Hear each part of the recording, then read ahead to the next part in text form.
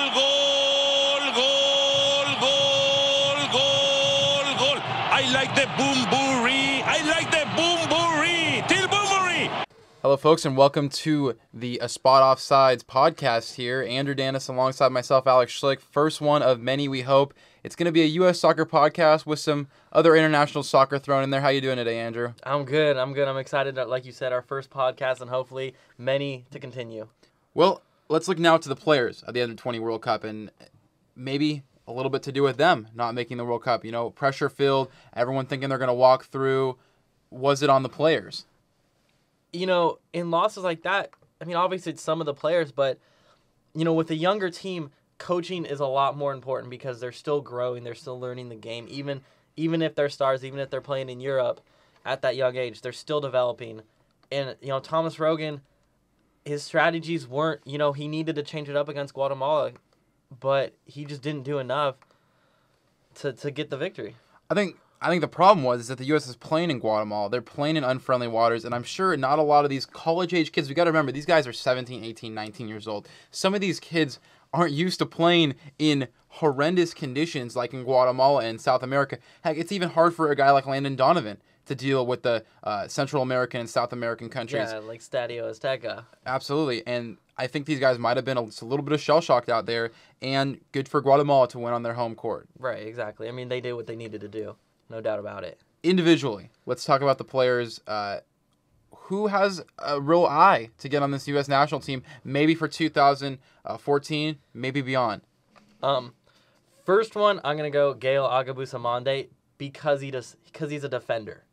Because as we're seeing, there's a lot of people, our old defenders, you know, our crop's getting really old, and he's a young defender that is a great talent. Plays in Portugal right now.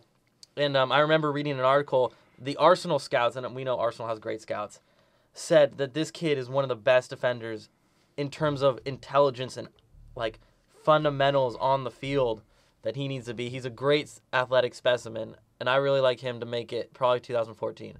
Well, you know me, Andrew. I'm always looking forward to goals, and I'm looking forward to seeing this guy, Connor Doyle. He's age 19. He's 6'2". He's a great physical specimen that the U.S. loves. We go with the Josie Altidores, but plays for Derby in the championship. That's the league right below the Premier League.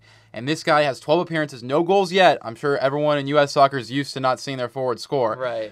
But Connor Doyle, I think, has a very, very bright future. Got 2 goals in the CONCACAF qualifying scheme. He got 1 against Suriname, and then he got the only goal that the U.S. scored in that Guatemala game. I think he's a product that the U.S. can rely on in the future, and he played for Creighton Blue Jays. It's just now he's fielding his talents in England. Right, and you also have players like Sebastian Yeget and Joseph Gaia, who plays for Hoffenheim in Germany, who actually, another article I was reading on Gaia, he is just an athletic specimen. Finished top 5 in the Spark Nike Challenge, which is just absolutely ridiculous.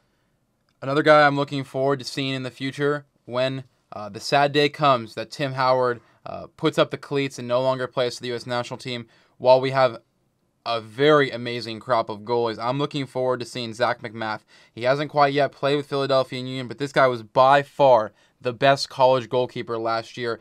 And that's not to say a bad thing about him. You don't necessarily need to play abroad as a goalie. You just need to keep getting experience. And I think him being the best goalie by far in college, now playing with Philadelphia Union, maybe a transfer down the road, I think he is going to have a bright future, possibly playing in between the pipes for the U.S. And right. When you know, I think as the world as a whole, if you think U.S. soccer, you have to think quality keepers. I mean, Tim Howard could arguably be, you know, top 5 goalkeeper in the world. He's been down a little with Everton this year, but we saw him against Argentina.